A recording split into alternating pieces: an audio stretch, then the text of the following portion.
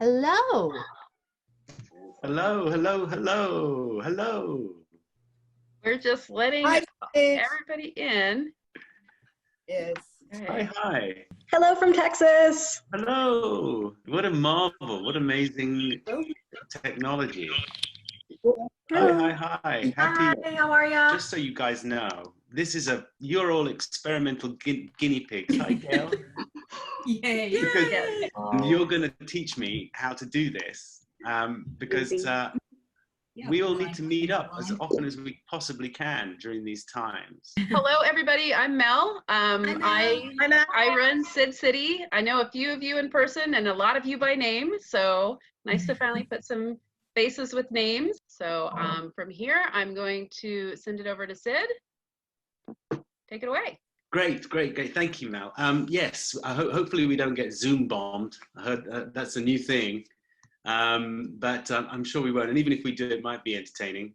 This is completely a kind of proto Zoom session, and just find out what works and what doesn't work, and how we can all talk, and whether or not, and how we can interject, get involved without 16 people all shouting at the same time. And then later, I'm hoping to do other things, like maybe organize a drama via Zoom so that people have lines. And maybe I was thinking the other day that maybe we could do a whodunit, like a detective thriller mystery novel, and everyone has their own instructions online, and they get that one of them is the murderer and one of them is the thing. There'll be kind of fun things we can do. Of course, people are doing quizzes and stuff around the world, and that's really good fun. So I'm going to start with Gail, because I'd like to talk to Gail, because Gail's got an extraordinary story. Gail, you wrote to me not long ago, and you told me how you were stuck in Arizona a couple of weeks ago. What happened? Tell us. Well, I was out in Arizona visiting family, and I drove my car out because I was going to be there a while and I was going to need it. And I was just about ready to get in my car and come home when all hell broke loose with the coronavirus. And my son was out there for 3 weeks, and his flight wasn't for a while, and I didn't want to leave him out there without any other way to get home. I mean, who knew if the flights were going to be grounded or whatever. So I ended up staying on at my friend's for an extra like 2.5 weeks. But by March 26th, my son was safely on the plane home, and I then had to figure out how I was going to drive my car back to New York. And the interesting part of the story is how eerie it was to drive across the country with the roads empty and no cars and just a lot of semis. And of course, all the usual places you have rest stops were closed. So I learned about truck stops, which I had never stopped at before. I powered through. I drove 2,100 miles in 3 days, and was very happy to get home safely. And it was very nerve-wracking. I mean, I'm saying it like it's funny, but we're all happy you got home safe. Yeah, I mean, you don't normally worry about your car breaking down. You've got AAA there, but I didn't know what would happen if the car broke down, and I'm glad I didn't have to find out. Great. But anyway, that was my adventure, and I'm home safely now. Hooray! What a great insight! What an amazing story! It's all very worrying, but I'm really kind of hopeful in a weird way. I'm sort of relaxed about it, if that's even possible, because you guys are still out there. We can still talk to each other. People are really polite, and for the first time that I can remember in 3 years, or maybe more, I feel that the country is unified, and that's a kind of blessing, because it's been such a poison hanging over us. I don't know if anyone else has any experiences that they'd like to share, because I'd love to talk to all of you. Renee, you, young man, what do you like to say?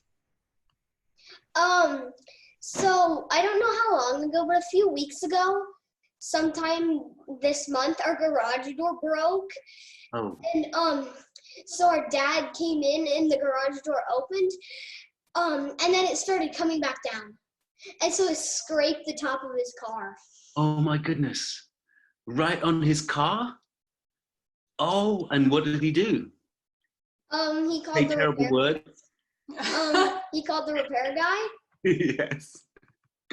Apparently, one of the wheels had popped out. Oh my goodness. What's your name? Do you mind me asking? Jacob. Jacob. Nice to meet you, Jacob.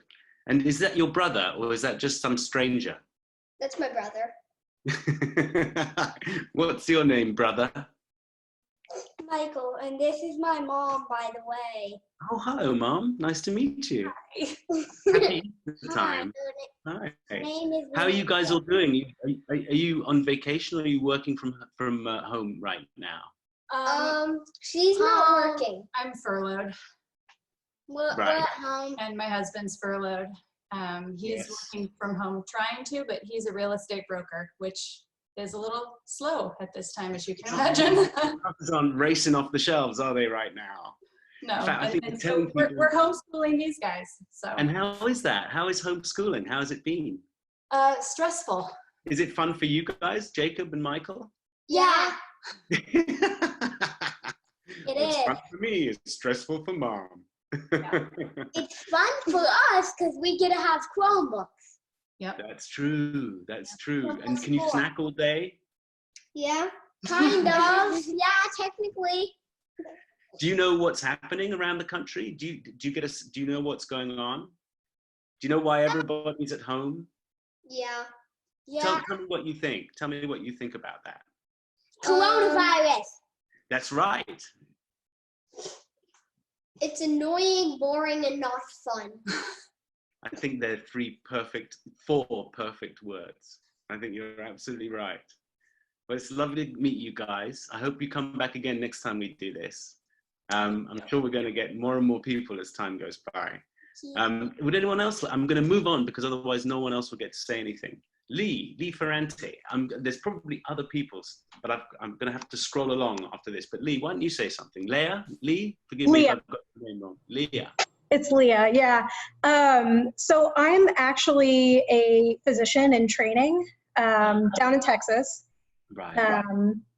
I am a pediatric neurologist, and I'm actually getting ready to go into the hospital to work essentially for the first time in 4 weeks. Right. Luckily down here, you know, there's a lot of cases because there's a lot of people in Texas, but luckily the Children's Hospital hasn't been hit too hard yet. Good. Let's keep it that way. Yeah, actually it's funny because I had only just in the past year started watching Deep Space Nine, and I had decided that Julian was by far and away my favorite doctor, and of course, just person in all of Star Trek universe. That's So, sweet of you. Thank you. so it's kind of fun having a character that you can relate to. You have this young, I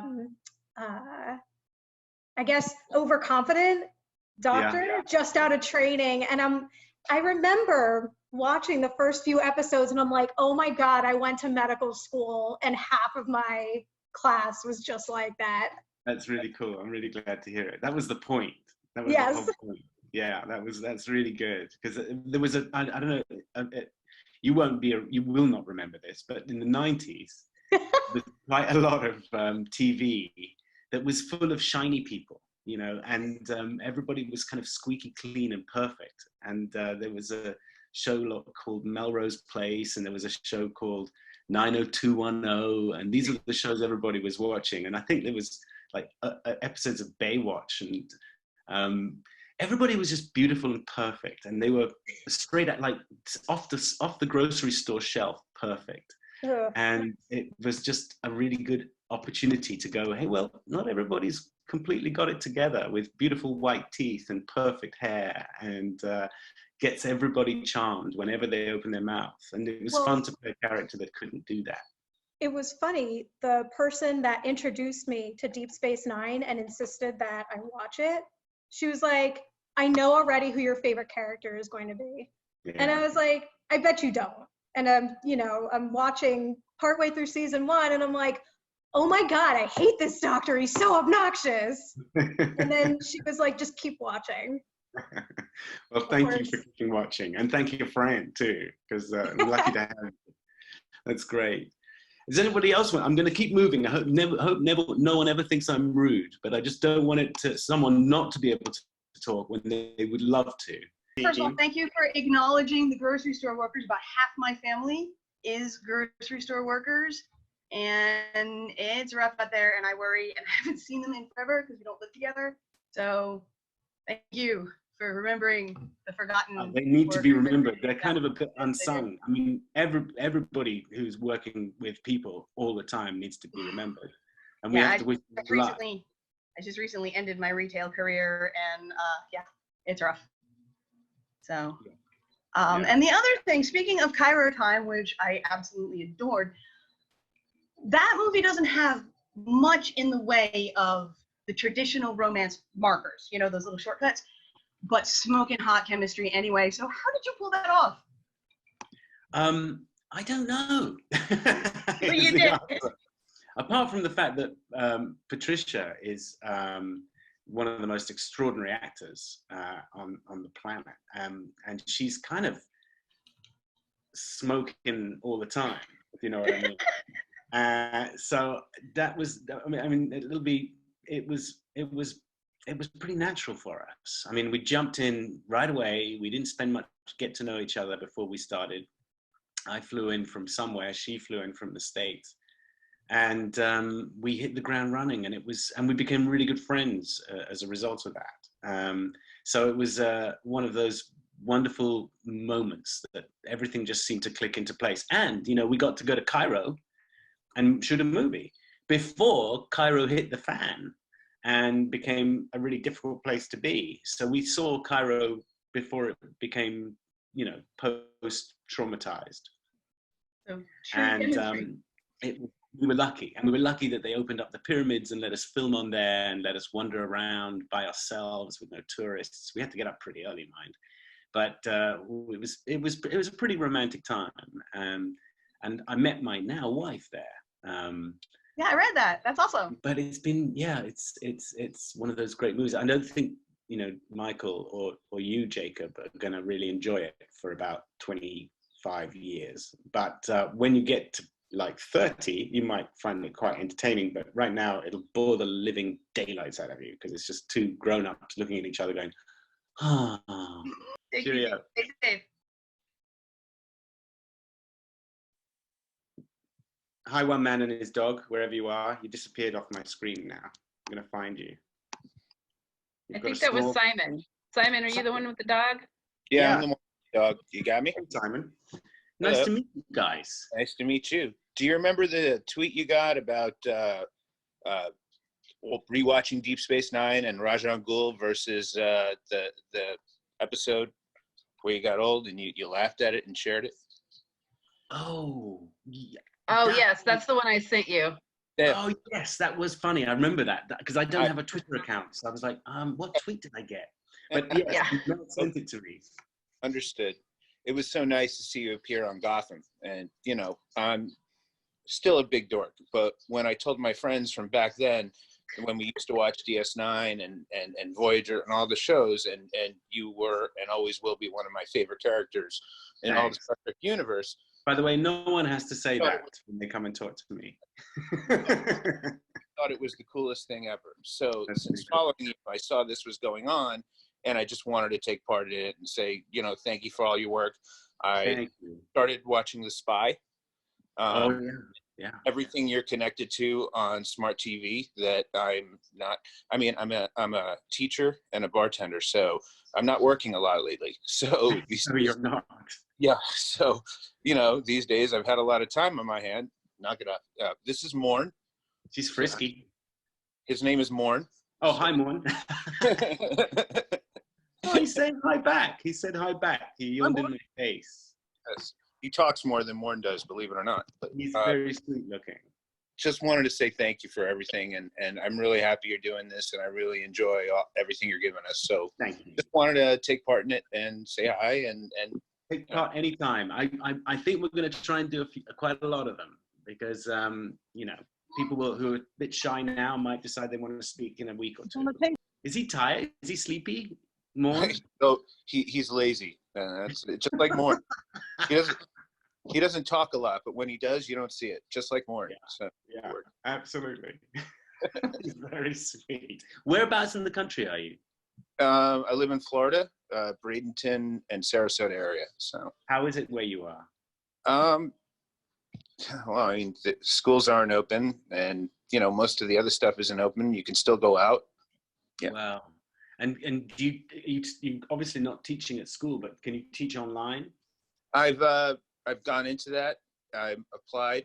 I'm a tutor online for a few of my friends' kids right now, but I'm trying to do more with it. It's only been a couple of weeks. Well, thankfully we've prepared and we can handle it. So yeah.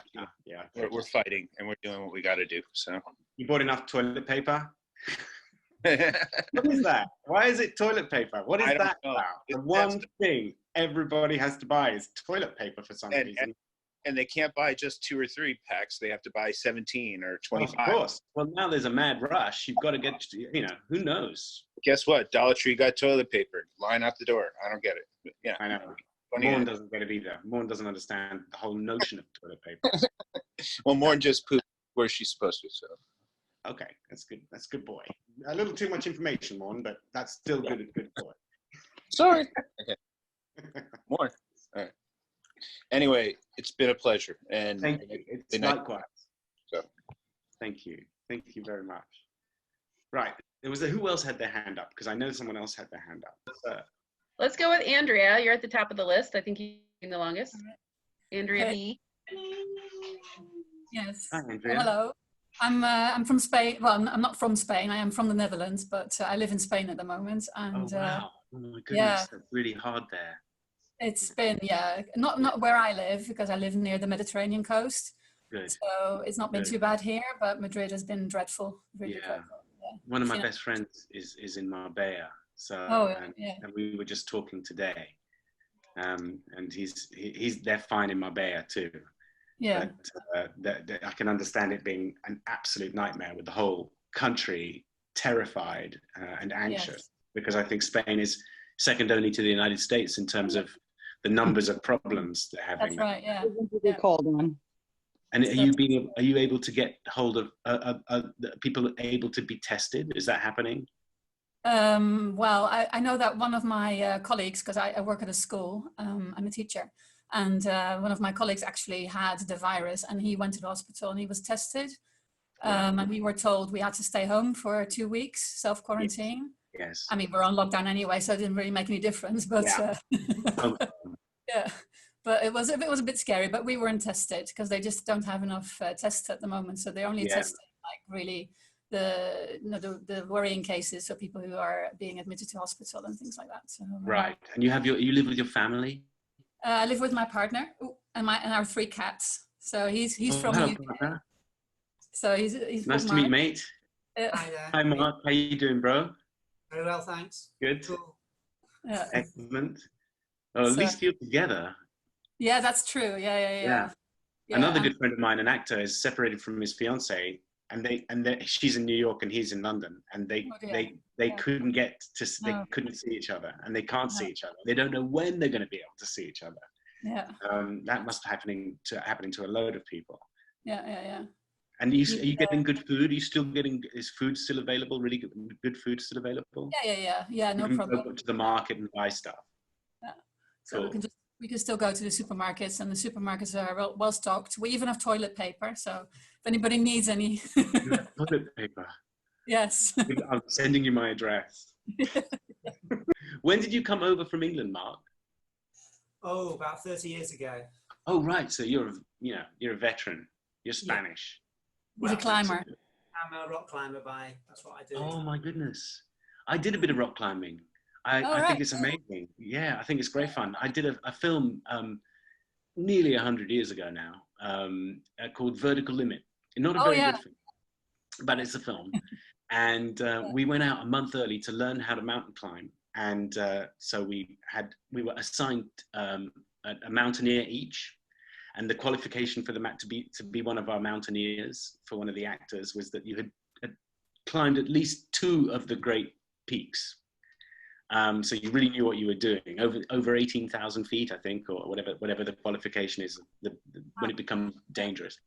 And the guy I had been on Everest during that incredible accident where they wrote that book, Enter the Void, I think, and Into Thin Air. And he had only half a foot because he'd had gangrene and had to have his foot chopped off. But he wore a kid's ski boot on one foot and a regular ski boot on another. So he was very jolly, very happy with life. He didn't regret a bit. But we did a lot of bouldering. And I don't know if anybody has done any rock climbing in the rest of this Zoom room, but if you're like me and you're a beginner and you climb a big rock, and I was being belayed, so I was in pretty good shape, but I got about halfway up and I froze. I suddenly became terrified, and that fear came out of nowhere. And I don't know if you call it this in the trade, but I got Elvis leg. My legs just started to wobble, and it was exactly like Elvis. And I couldn't go up and I couldn't go down. And my rationale just escaped me. And then I had to recompose because they were trying to teach us to embrace the fear and just keep going. Going up is much easier than coming down. Get Elvis leg next time. Just press your heels down. It'll stop it straight away. Oh, that's a really good idea. Okay, I'll try and think of that. Yeah, that's really good. Is it called Elvis leg in the business? Yeah, he does. He calls it that. Yeah. Oh, okay. Yeah. That's what they called it. That's what I got. Well, listen, it's lovely to meet you both. I'm going to move to the next person, and hopefully you come back again one of these days if you feel like it. I'm really glad you've got each other.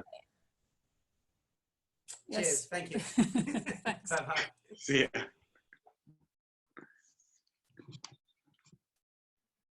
Right, Mel. Right. Yes, let's move on to Emily. Emily's next. Emily Doss. Hi. Hi, Emily. How's nice it going? To meet you. Very well indeed, thank you. Excellent. Oh, you've got a lovely proper room and everything. Oh, thank you. It's my living room and into the dining hallway area. I can't not hang things all over like every wall. That's really sweet. So it's everywhere. My partner puts up with a lot. All your dramatic masks there. Yes, I have an entire mask collection. There's a lot of them. Not many are very attractive though, but that's okay. No, it's the Commedia dell'arte, aren't they? Probably got. I can see. There's a unicorn, a girl with fruit for hair, this hideous one that's this very big one right here. It's made out of wood, an Asian one, an Eskimo, this tree thing, and one from Polynesia that a friend gave me that's got a little bat face. It's my favorite. But there's a lot. They're great. Thank you. Fantastic. I have to, I saw my father yesterday. With those. I dropped off groceries for my dad and my stepmom yesterday, and I was telling him about this, and he dared me to show you a photo of me from like 1994, and he did not think I would have the guts to do it, but I found it, and this was me on a little Star Trek uniform. Oh my God, you look so sweet. My mom sewed that with me, and what you can't tell in the photo is that I have the remnants of the mullet she had gave me like the year before, and that is not an easy thing to grow out. But I had it and it was awful. Well, your hair looks beautiful now. Thank you. You've gotten away with it. Yes. It's only a long time ago. 25 years, but it's finally grown out. Whereabouts in the country, in the world are you? Yeah, so I live currently in Fort Worth, Texas. I grew up in Dallas, Texas, and we just moved here about 6 months ago. So I work in the motorcycle industry and have for a while, which honestly by definition is not an essential service. But a lot of dealerships in Texas especially, and I'm sure probably around the US, are kind of flying their flag under this, at least in Dallas County's mandate for like what was essential and not essential, like auto repair was still deemed essential. What drew you to motorcycles? So I don't know. I couldn't ride a bicycle before I started riding scooters and motorcycles, which is not the way to learn to do it, and you will crash a lot if you decide to do it that way. But I met some friends about 12 years ago that had all in these like vintage motorcycle and vintage scooter group, and I wanted to be cool like them. So I started getting into it. I don't have a motorcycle. I have a Vespa, but I do love it. We only have one car in our household, and my wife uses it mainly to go to work. So I was like, well, either we get another car, or I get a scooter. So I got an e-scooter. Oh, nice. And they're really cool. I mean, I can only use it in summer because it's freezing cold. It's like the wind chill. It kills me. But it's great. And it goes at like 40 miles an hour. Yeah, most of the, what brand is it? Something Chinese. Can't remember off the top of my head. There's a lot of different ones now. Yeah. Mine is still gas powered and in a fairly high. I don't remember. That's awesome. Well, it's absolutely delightful talking to you. It's very nice to talk to you too. Thank you so much for doing this. I'm sure I speak for many people in saying that this is a massive anxiety reducer for I think a lot of us, just to be able to reach out and like talk to other people. It's really important. You. Yeah, it's important that we know we're not forgotten. As long as we have an iPad or an iPhone or something. I know someone was driving in their car while this is on, because I saw someone with driving, so that people are getting stuff done. Life doesn't stop. I wonder who that was. I wonder if I can get her back. She's probably come home now. She probably was shopping. Mel, who else? It's lovely to talk to you. I'm going to talk to somebody else. We've got James Golding, who is all set up, floating around in outer space. So he is safe. There we go. Hey, hello. Safe from the virus. Wow, brilliant. Yeah, it's because my office is a complete mess, and I had to talk to people on Zoom earlier on last week, so I quickly bought a green screen off Amazon and stuck it behind me. You are a smart man. It's better than all the rubbish that's hidden behind the green screen, really. So, yeah, I'm over in the UK at the moment. It all got a little bit close to home the last couple of days. Yeah. My brother-in-law's father passed away at about 4 o'clock today from the virus. Yeah. I've got a really close friend who's currently on intubation in the intensive care unit, and it's all getting a little bit scary and real at the moment. It is scary and very real. Yeah, and they say that knowledge is a good thing, but it's not, because my job was teaching first aid to anybody who needed those skills. Absolutely. And I'm also an EMT as part of the level of training that I have to have. Right. So I don't know if you've heard about it in the UK, but they're starting up these Nightingale hospitals. Yes, I have heard about it. I've read about it. Yeah, so when we met a couple of years ago, the NEC in Birmingham, for example, you won't remember, you met loads of people, but we did meet a couple of years ago at the NEC in Birmingham. That exhibition centre is being made into a really large field hospital, and I'm down on the list to hopefully go and work at the one in Manchester, because I can't sit at home anymore and not I know the feeling. out there helping, and I've got the skills to be able to do it, so why would I not? Yeah. You really do. That's really brave and brilliant of you. But you do have to get out there and help. If you're as qualified as you are, that's where you need to be. It's just all a bit close to home, really, and a bit. Well, it is. When it starts getting people who you know, it's a little bit different to hearing about like Boris Johnson. I've never met him. It doesn't feel real, but it's a bit weird when it starts to feel real. Yeah, yeah. And how do people feel that it's been handled in England, in the UK? There's mixed. There's the people who are downplaying it all and just keep getting told off by the police for having barbecues in the park and things like that. And then there's the other side of people who are saying that we've not done enough because the rules on when you can and can't go out are that flimsy that you can pretty much just go whenever you want, because there's no really. They've given some set guidelines, but they're just a bit wishy-washy and rubbish, really. Yeah, absolutely. And are you able to get food and stuff okay? Yeah, that's all right. Luckily, the butcher delivers, the greengrocer delivers. So we had meat delivered today, vegetables delivered yesterday. There's a shop in the next town to us that had opened a week before it was told it had to close, that was doing plastic-free products, so pasta weighed out into tubs that you take and things. Okay, but they've started doing all that into paper bags and coming round and delivering it to your house. So getting things like that, as long as you don't want flour, pasta, or toilet roll, then you're fine. And it's that toilet roll again, isn't it? I wonder if the toilet roll in places like Zambia.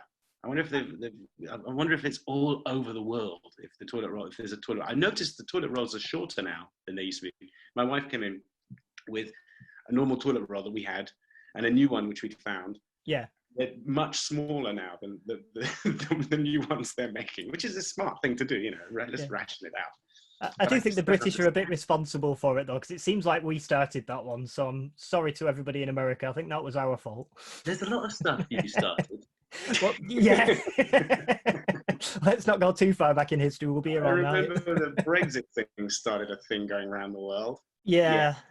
No, we're good at that. You can pick any point in history, and we've started something. And yes. Was it very quick? Did it? He was in ICU for 3 days. Okay.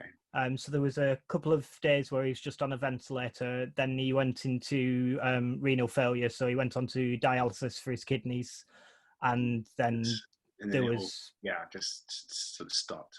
Just stops. Yeah, so it just makes it that bit more real. Well, I feel for your brother-in-law and for you, and I hope that it's, the awful thing is people can't get together and grieve. No, you know, people can't actually put an arm around each other's shoulder and say, "I'm so sorry," because no one's allowed to see each other except for the family, whoever lives in the house. That's a terrible thing. I am a bit of a stereotypical nerd. I normally avoid daylight and other people. I think actually through Zoom and this whole situation, I've spoken to more people in the last few weeks than I never ever would normally, because I don't normally like people. Looking at the picture you've set up, no one would take you for a nerd. No, with my disco t-shirt on and everything. Wouldn't occur to us. This wouldn't be like, Probably shouldn't mention disco. There'll be some people who don't think it's Star Trek, but anyway. Disco is that short for Discovery? Yes. Okay, that's the show Discovery. Yes, yeah, it's an actual Discovery t-shirt. Ah, yeah, that's. I actually thought it was about dance when I first saw it. So no, it's the one that they wear on the show. Oh, I did not know that. That's really cool. Yeah, no, I'm loving it. That's brilliant. Well, it's lovely talking to you, my friend. And yes, you too. Come back next time. Yes, definitely. I'm sure there'll be a next time. I hope so. I think we're going to try and do it as often as possible. We just don't know how. We're going to figure out all those logistics, because I'm completely out of work and unemployed and have nothing better to do. Then why not? And why not, indeed. Nice meeting you. Yes, you too.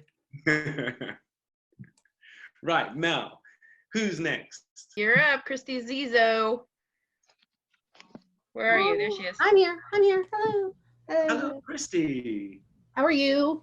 Very well, thank you. It's really funny because this afternoon, I was thinking about this, and my first thought was, God, Sid's quarantine beard must be epic right now. Yes, it's gone white overnight. I'm just curious what you're watching while you're stuck. Well, obviously for you, it's not being stuck at home, but I started watching a show called Unorthodox on Netflix. I think that's really cool. It's about a Orthodox Jewish lady who runs away from a Brooklyn Orthodox enclave and goes to Germany and meets all kinds of crazy characters, and it changes kind of her life. And that's really good. I watched Sex Education. Have you seen Sex Education? No. Really, really good. That's one of the great shows. I get sent a lot of shows for the SAG Awards, because I'm obviously a member of SAG, which is the Screen Actors Guild. Mm-hmm. And so I get all these DVDs. And and I haven't got through them all yet. I mean, I just show you ones I've got right here.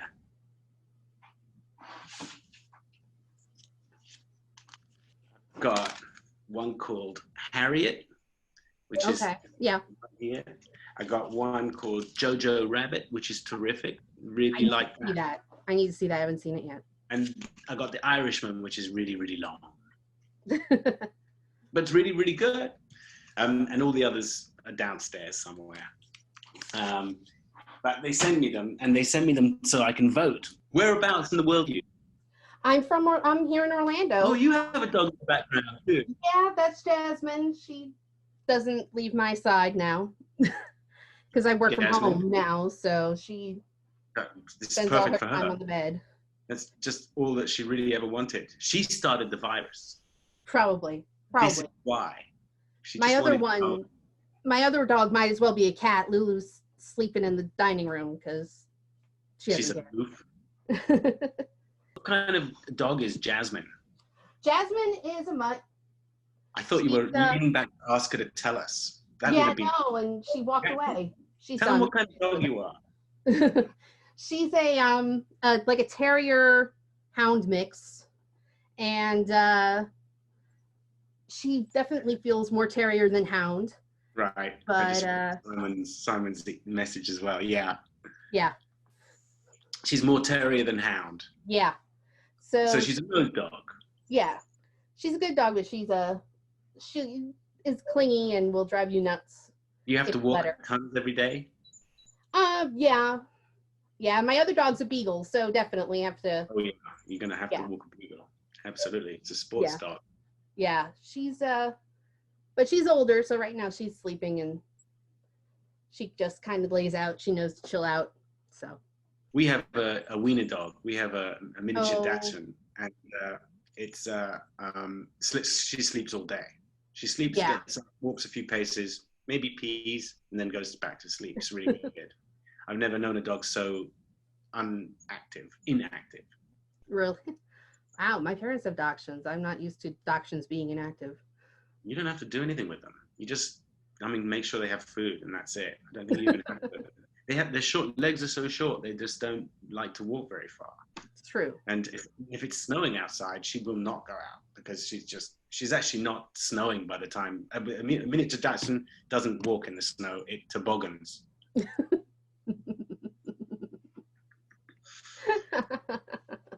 But it's lovely meeting you, sweetheart. I'm going to move on to whoever's next on the list. I go by Marlo. That's cool. That's great. Marlo's great.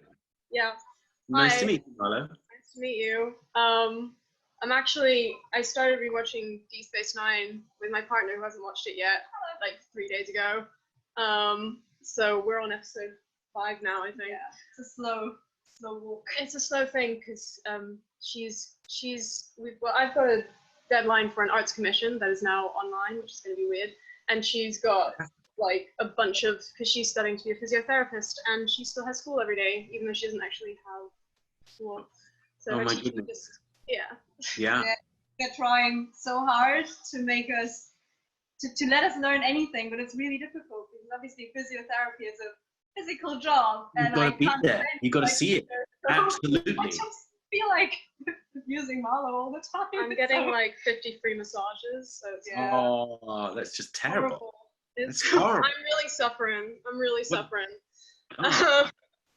I managed to I was in London, and then the minute that my school announced that they were shutting because of Corona, I was like, cool, earliest flight to Germany, and we're off, which was an interesting experience because a lot of people were trying to get into Germany on like. Wow. So where are you now? I'm in the countryside. Yeah, between like sort of near the French-Luxembourg border. Oh, okay, great. We're Germanish. Yeah. We're in Germanish. We're in Germany. We're in Germanish. Yeah. And of course, it's really late there. Sorry? It's pretty late there. It's going to be like midnight, 11 o'clock, 11:15. It's 11:50 now. Yeah. It's nearly the next day, which is cool. It's nearly tomorrow. Well, thank you for staying up. No, it's Marlo's birthday in 13 minutes. So I'm quite glad that we got to us. Happy birthday. Yeah, it was good timing. No, I thought this would be really nice to do right before my birthday. This is a good great way to, way to see your birthday. Yeah, I'm very honored to see in your birthday. Thanks That's for fantastic. that. Well, I'm not really sure what to talk about. Sorry. I can ask you stuff. Okay. What's your art commission gonna? What excites you? What is it that you're trying to do with your online art exhibition? Honestly, my art commission is in relation to the course that I'm on. I'm studying an interdisciplinary performance art degree at Guildhall in London. I don't know. Fantastic. It's basically we were given a commission, and it was supposed to be a site specific on a specific street, and we were supposed to do something to do with the street, and then obviously that street no longer, sees people on it. So then we were like, cool, we still really, we're gonna get the grades anyway, but we were like, we kind of made all this art, so let's make it happen in some other format.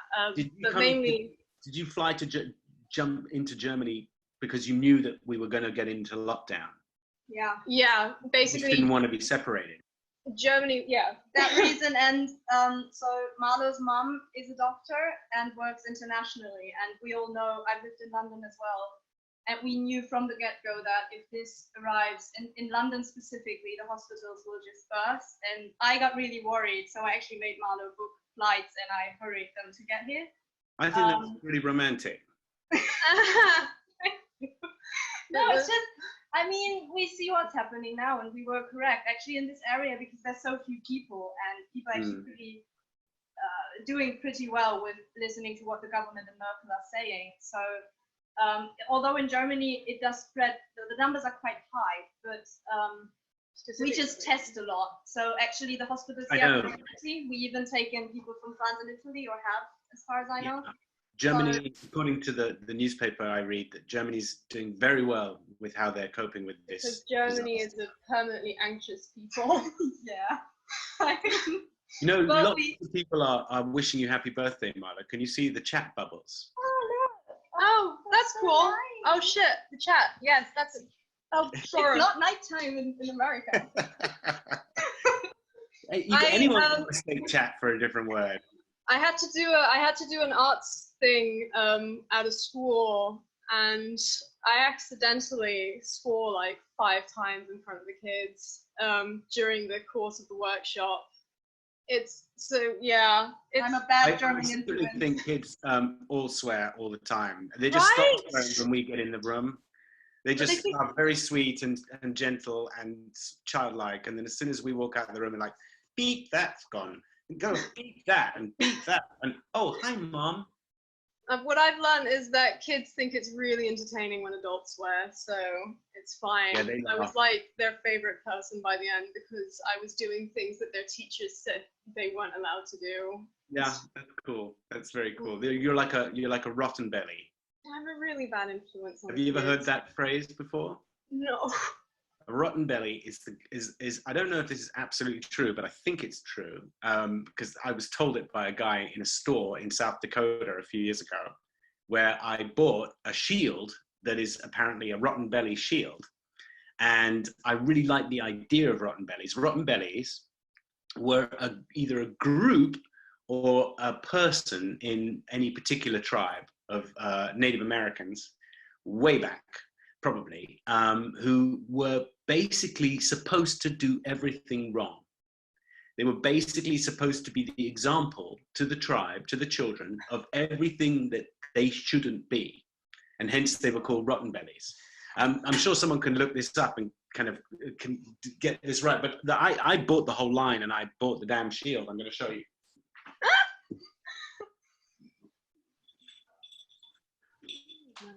That is the South rotten belly shield. It's falling to pieces now. Oh, I love that. So beautiful. I like the story, so I had to go and get the shield. That is gorgeous. But you see, it's so much more entertaining being a rotten belly.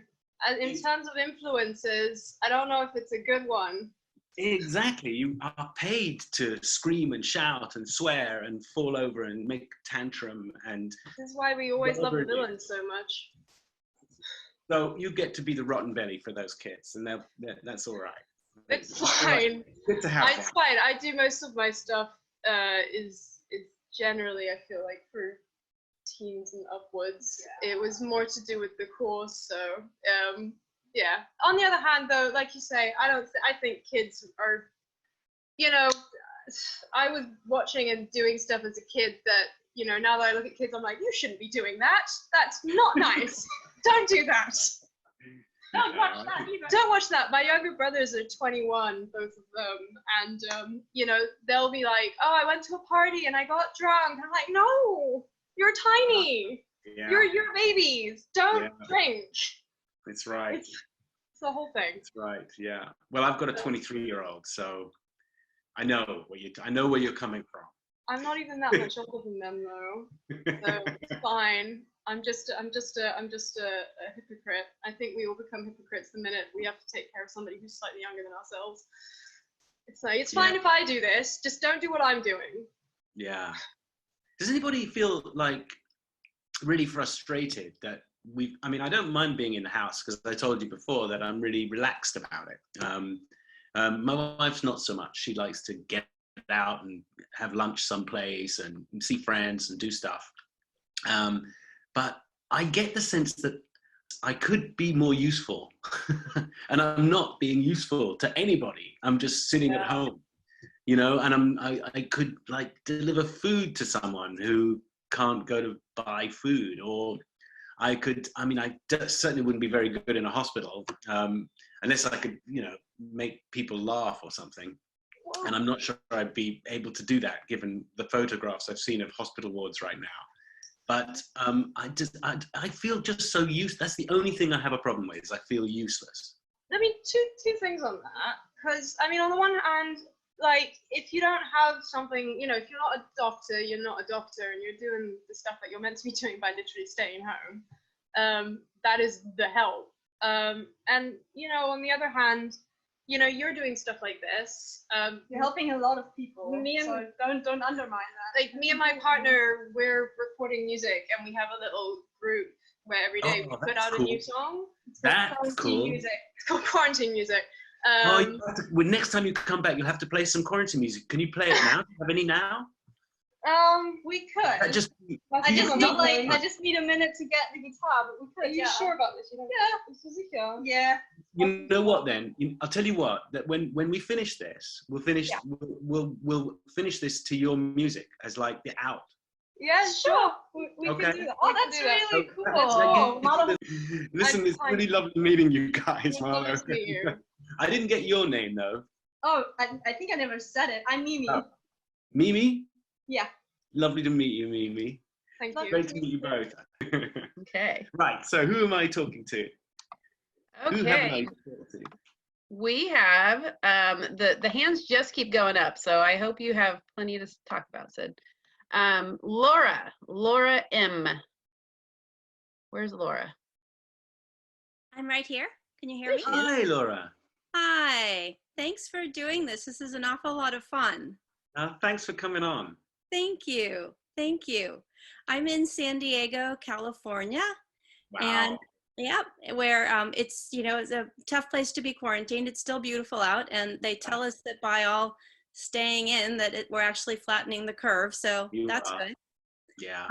And I'm the director of a textile museum with a lot of artists. And those artists have swung into action making masks for everyone and dropping them at grocery stores and taking them to homeless shelters. So I'm sitting at home running the museum from my home office / kitchen. Right. But I at least have the joy of coordinating other people who are doing some pretty neat things.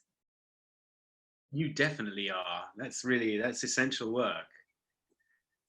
Brilliant you are. I don't know about that, but it's been good. I wanted to ask you a question. Yeah. I loved your work, but I have to say I have a pretty low tolerance for violence.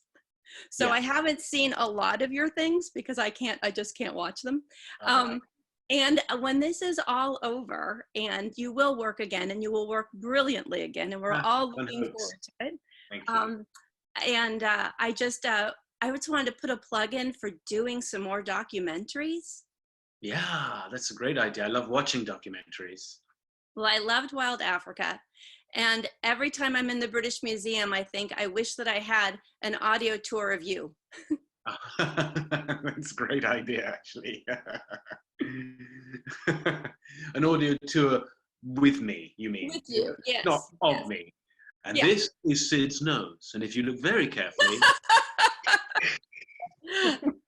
Yeah, but I think that would be really fun. I know I'm more of like a geeky nerd on this with the history background and all of that, but that's when I think of it would be fun. I think of sort of behind the scenes tour type thing. That would be a great idea. That would be a really good idea. That could probably be done virtually as well. And I want to just give a little shout out to Cairo Time, because that's one of my favorite movies ever. Thanks so much for that. You're very welcome. It really, really inspired me to the point that I actually wrote a book. Oh, goodness. And so thanks for that. I really appreciate the inspiration. Thank you. Thank you. Take it easy. You too. Bye-bye. Bye. Okay, thank you, Laura. I just want everybody in the chat to know that I happen to have a copy of Laura's book about Cairo Time. So my email address is on the website. You can send me bribes and we'll see what we can do. Laura's back there going, no, it's mine. Okay. Next we have Andy. Andy N. Where's Andy? I'm here. Sorry. There's Andy. Hi, I was Andy. eating. Oh gosh, you get to eat. Do you want to come back in a couple of minutes and finish eating? Oh no, I'm good. It's just my ice cream, homemade ice cream. All right. Well, that's delicious. I just had one question that I wanted to ask. I don't know if it's a question that you get asked a whole lot or not. Probably not, maybe. But sorry to say. Well, from Deep Space Nine, Julian's not my favorite. He's actually my second favorite. My favorite character is Jack, the augment that appeared in 2 episodes, played by Tim Ransom, actually. Oh my God. Wow. And I've always wanted to know what it was like working with Tim, if you remember that at all, just because he is such an energetic guy and he is just always so like in the zone. I was just wondering if you remembered anything about working with him as Jack. I don't really. I mean, I remember little bits and pieces, but I don't really remember. And my memory is some other people like Mel will tell you, and Gail and Joan Marie, and some of the people I've seen many times over the years will say that my memory for things Star Trek are pretty bad. It's pretty terrible. And there was a kind of time where probably about 2 years in, where the kind of I was used to it and I knew what I was doing and I had to go to work, and I just didn't watch the show because I would watch something else. I would watch, I don't know, whatever was on in those days that I really enjoyed. I don't think Seinfeld was on yet, but there was other stuff. I think Buffy the Vampire Slayer came on, and then there was the X-Files was on, and I would watch those kind of things. And I didn't watch our show, so because I felt that I'd seen it already. So, but that meant that the retention of the moments that you're seeing on TV just didn't sink in, because I didn't get those moments. I got the 3-hour process of shooting 5 minutes of on-screen footage and seeing someone say the same 2 words again and again and again, and I just lost the magic. So I didn't see the whole beat, but I couldn't tell you hand on heart honestly that I could resurrect any elements of that and tell you what I thought of it. But I do think that there were lots of really wonderful elements that we will never see again. And 2 of those elements are Aaron Eisenberg and Renee Auberjonois. And when you said real spark and real, well, they were kind of, in a way, Aaron was the spark in the show many, many times. He was the fun. I don't know if you ever had a chance to see him at a convention, but he is one of the funniest people I've ever known. And he always liked to be aggressively taking the mick, we used to call it in England. I don't know what they call it in America when you make a fool of someone all the time. Teasing. So he would always be like, I'd say something that I thought was really remotely interesting. He'd go, "Oh, Sid, you're so clever. You're so clever." But he's obviously with a laugh. And I wonder now what's happening to his widow and his kids during this particular time. And in the same way, I wonder too about Rene's widow and his children, who are obviously a little older. Not Rene's widow, but the children. And so my heart goes out to them because they died last year and this year, sadly. There, I wanted to just mention that you said the word spark, and you reminded me that I really wanted to say something about them. And I probably won't be the last time I say something about them. So anyway, that's it. My memory is terrible on Star Trek, and my memory is terrible in real life too. I mean, I have a real problem with proper nouns. So anytime someone gives me a proper noun, I have to write it down, or like a name. Oh, wow. Forget it completely. Great. Well, lovely talking to you. See you next time. I'm going to call on Ryan Brooks. She keeps getting dropped off her hand keeps going down. So fun fact about Ryan, we live in the same town. Oh, wow. And she's a journalist, and sometimes she writes for the magazine that I am the editor of. So fantastic. Yeah. So hey, Ryan, you're up. Same book for. Yes. Yeah. So, hi. Hello. Big fan. Nice to meet Thank you. you, Ryan. Nice to meet you too. So this is really neat. This is just really cool that you're doing this and connecting with your fans in this way. And you know, just wanted to. I'm prepared to connect with people who aren't even my fans. I'm prepared to connect with people who just want to be connected to. That's the whole point of this. I don't want anyone sort of, I mean, I can't help 370 million people, but I can certainly I talked about, you know, however many we can fit on a Zoom thing to people who just make their day maybe just a little bit less predictable. And, are those French roads on those photographs behind you? They could be. I bought that at Dollar General. Wow. It was like $5. Wow. So the French plant trees along their roads just like that, and that's what it's like driving through France. But it's also like that driving through many different places. It's just that just reminded me a childhood memory of driving through the French road, trees equally spaced all the way down for miles and miles and miles and miles and miles. And so you write with Melissa?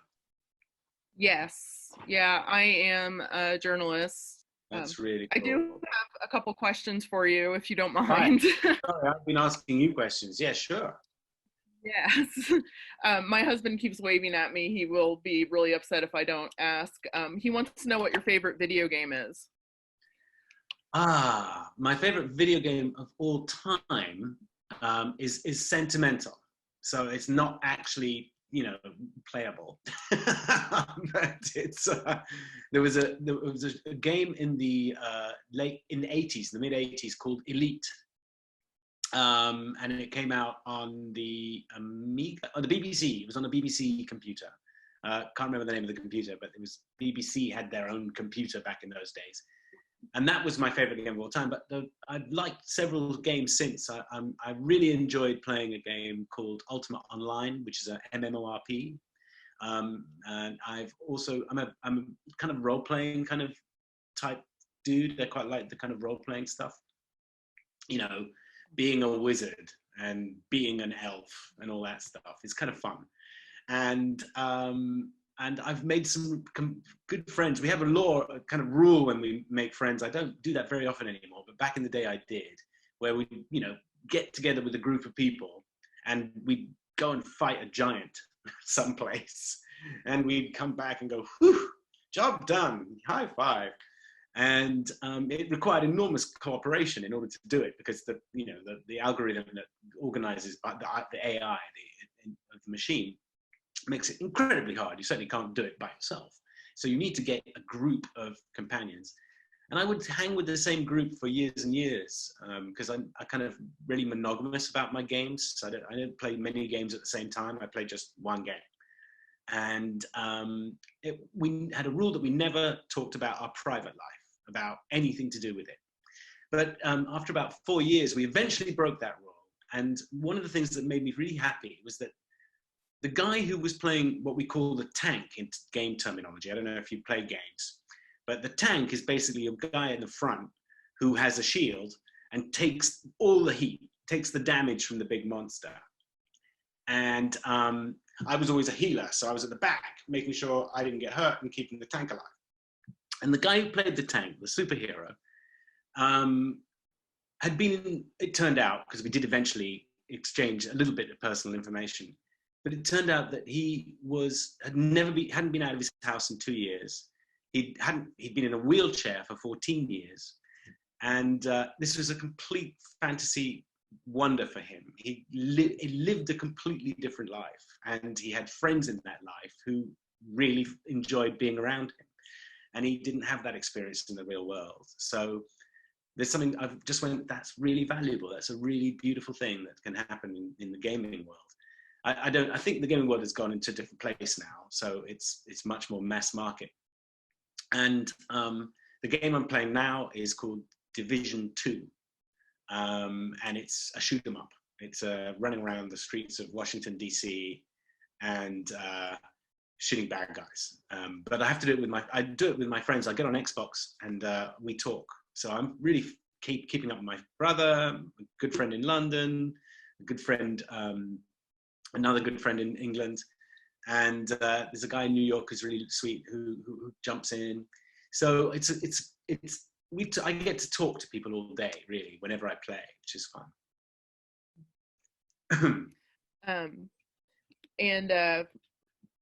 My other question is, what are you reading right now? I like to read to decompress, and I'm reading Chuck Wendig's Wanderers right now, which when I started it turned out to be about a pandemic, which wow. I didn't realize when I picked it up. So that's been a fun surprise, reading about a pandemic during a pandemic. That's really super wild. cool. Yeah. But it's a great book, so I can't put it down. Well, I read a lot of scripts, right, and because I'm also a producer, so I'm also looking for shows that I like to make. And so I read a lot of fiction and to find that, but also looking at articles and stuff. And I've come across a lot of wonderful things. There's a book called Rubbernecker by Belinda Bauer, which is written quite a few years ago, which is just beautiful book. And just finished rereading that. There are some people who are really fierce about reading, and they say you actually haven't read a book until you've read it 3 times. And that's pretty dark. There is not enough time in the day for that. But that is a wonderful book. I've just ordered a book called Nina X, which is which I'm really excited about. And I can't remember who wrote that. And I really like reading cookbooks, weirdly. It's kind of a sort of strange passion of mine. And I've got one called Curry and Kimchi, which is absolutely fantastic. And there are some writers like Simon Hopkinson who write cookbooks with lots of stories in them, and about where the food came from and how he came across the recipe and all that sort of stuff. And I really enjoy that because I really like cooking. But that pretty much covers it. Well, it's lovely to meet you. Yeah, you too. Thank you so much. You're very welcome. Thank you. Me too. I hope we get to do this again. Yeah. Okay. Okay, let's introduce you to Kate. Kate Zav. Kate Z-A-V. I think I'm pronouncing that right. Hello. Yeah, you can call me Zav. My actual surname is a bit longer, but this is how my man is calling me. Okay, all right. What do you like to be called? Kate. Yeah. Perfect. You can call me Kate. And that's exactly what we're calling you. You are in America now? Yeah, I am in Russia now. You're in Russia now, so it's very early in the morning there. Yeah, it's 1:30 a.m. at where I stay. Oh, okay. How is it? How are you? How is it? Because it's all just beginning in Russia, isn't it? Yeah. You've got very few cases of this. Well, kind of few, but now it's getting bigger and bigger. Really? Yeah. But well, here at the Kazan, at the city where I stay, it's kind of same as it was before. Yeah, all the big shops are closed, all pubs are closed, but wow. there are still people outside. And are people very worried? Are you worried? Well, I am worried, but not that much as other people. I'm kind of worried about my family. What attracted you to how did you find out about this? About this? Oh, well, I kind of, for a long time, I was a fan of Star Trek. Actually, when I was about 11 or 12, when it came to Russia, they showed The Next Generation on the Russian telly. It's about 1998, and my father said, "Oh, there is a new TV series. Why should we watch it?" Okay, and he showed me Next Generation, and this is how it all started about Star Trek. And after that, I found some friends who showed me Deep Space Nine, and so I knew all about Deep Space Nine and about you. Wow. And this is how it all started, and I became a fan of you, and thank you. This is how I knew about it. This is why I have kind of one question. Yes. Can you tell me, is that yours? Yes, that's my signature. Signature, yeah. That's from a long time ago. So it is from a long time ago. And here is the story. I only got it not even 1 year ago. I am Russian, but when I went to England, and I've been to Blackpool in England. Yes. I went to a small shop. It was all about being fans and everything. And they had a book sale. So I decided to go. I've seen some Star Trek books and I decided to buy some of them. All of them were wrapped. Yes. And I picked 4 of them. Each of them were £1 each. And I bought one. When I opened it, your signature. Well, I would say you found a pretty good deal there. It was a very good deal. Actually pay for the signature to go in that book, which is crazy to me, but they do. And it costs them a lot more than that. That's amazing. And that was obviously from 1993 or 1992, because I stopped using that signature very soon after that. Because that's my real name. I was really surprised when I saw your signature there. Fantastic. Yeah, it's actually it looks exactly like my signature. And the little crossy thing I do underneath is exactly what I did it. I remember thinking about that little crossy thing. I was like, how do I make this look different? Because I can't just sign my name. And then I thought, well, no, I'll just put a little crossy thing and that will make it stand out. It'll be completely different and beautiful if I do that. So now, I still have that name, by the way. A lot of people think I actually changed my name. I just adopted a name for my screen work. Yeah. Well, I also like that you use the name Alexander. It's kind of, means a lot for me because my father is called Alexander. Ah, that's beautiful. Well, this is brilliant. I'm so glad you came on. And will you come on again next time? We'll try and hold it a bit earlier because this is too late. You shouldn't be up at 1:30 unless you like being up at 1:30. It's Friday evening, it's fine. I don't have to work tomorrow. We're going to go back to Marlo and Mimi because it's also quite late where they are. It is now officially Marlo's birthday. I could go on all night. Yeah. Well, it's now officially Marlo's birthday, and they are ready to serenade us. Well, can we serenade Marlo first? I think we should. Let's do that. Okay. Okay, I'm going to unmute everybody. And we're going to sing, and it's going to be terrible. I can just tell you that right now. Okay. Ready? And ready? And happy birthday to you.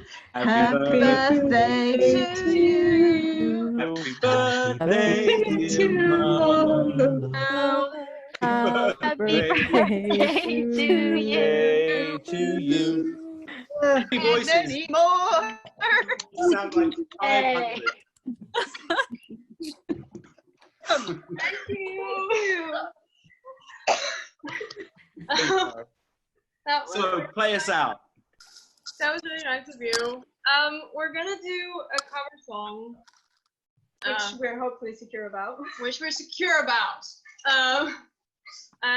Yeah, hold on. Let me just move to the side. Can you get into the picture? It's fine. Are you sure? My guitar is quite big, so. All right. Hopefully this translates over the microphones. Yeah, we're not very tech savvy, so. Don't be offended, just so you know. If a few people start to leave because it's incredibly late where they are and they know that this is kind of the end of the show. That's okay. I won't. I will stay. I will stay. Thank That's you. good, thank you. If you sit there like that, we're gonna stop. Okay.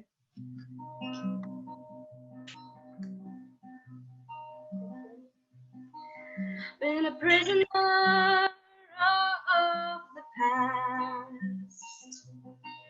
Had a bitterness when I looked back. Was telling everyone it's not that bad. Till all my hit the fan.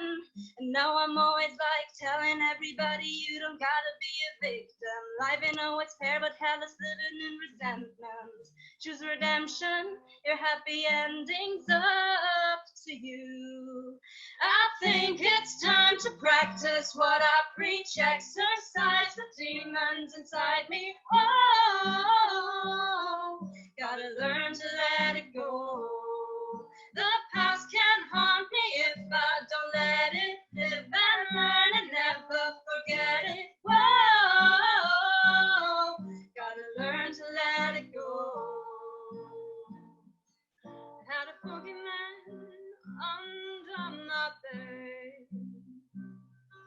putting crazy thoughts inside my head, always whispering, it's all your fault.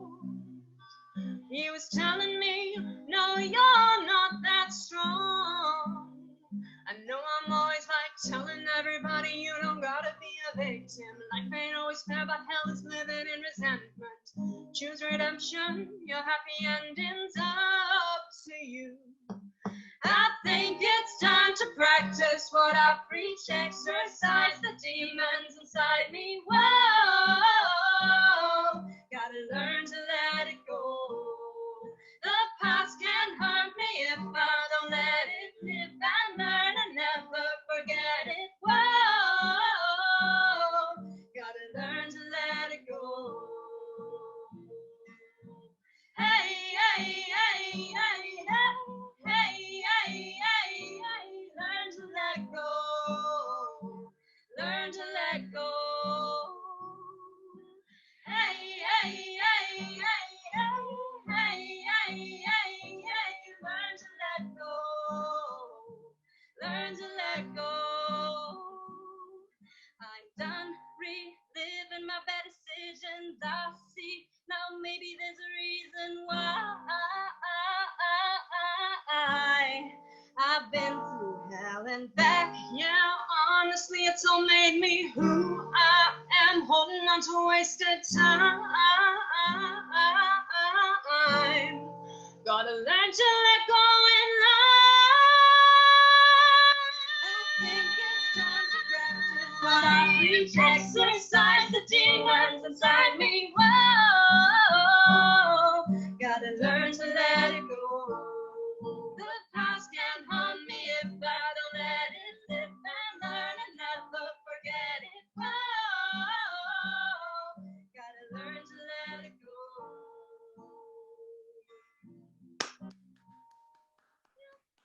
That is wonderful. That is wonderful. Thank you. Thank you. Thank you.